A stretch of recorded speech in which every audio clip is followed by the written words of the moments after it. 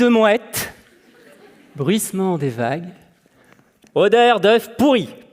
Bienvenue sur la vasière en bord de mer. Mais savez-vous alors que, là, sous vos yeux, cette vasière est peut-être le théâtre d'un drame terrible?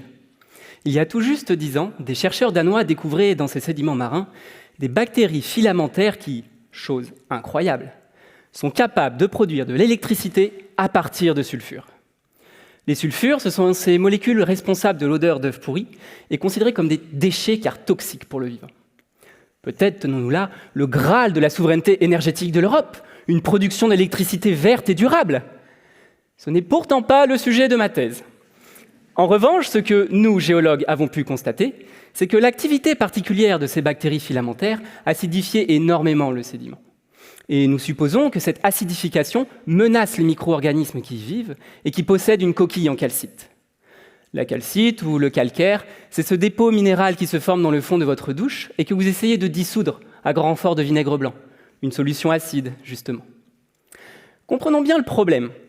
Les foraminifères que j'étudie, des micro-organismes à coquille pas plus gros qu'un grain de sable, sont utilisés comme bio-indicateurs du milieu marin. C'est-à-dire que la présence de certaines espèces dans le sédiment et l'état de leur coquille nous indique si un écosystème est en bon état ou s'il est pollué.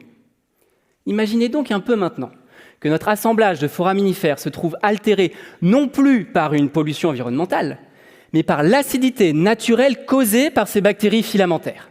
Quel du prix! Nous devons donc en avoir le cœur net. Alors suivez-moi, enfilez vos bottes, saisissez votre carottier, direction la vasière. Là, il nous faudra prélever du sédiment, sur lequel nous ferons une batterie d'analyse chimique et caractériserons l'activité bactérienne. Puis, un à un, minutieusement, à la loupe avec un petit pinceau, nous prélèverons chaque minuscule foraminifère qui s'y trouve pour les étudier.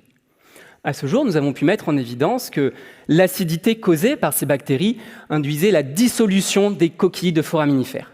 Rendez-vous compte, des foraminifères tout nus, dépouillés! Quelle indignité! Bien évidemment, nos travaux de recherche ne s'arrêtent pas là. Nous essayons actuellement de caractériser la dynamique temporelle de cette activité bactérienne pour voir si elle répond à une cyclicité saisonnale et la réponse à long terme de nos foraminifères. Nous démarrerons également très prochainement des expérimentations en laboratoire en vue de voir si différentes espèces de foraminifères réagissent de la même manière à l'acidification de leur environnement. L'objectif est de corriger et affiner notre outil de bioindication environnementale. Ces données de recherche sont tellement conséquentes pour un projet de recherche fondamentale qu'il nous faudra bien plus de 3 années de thèse pour tenter d'y répondre.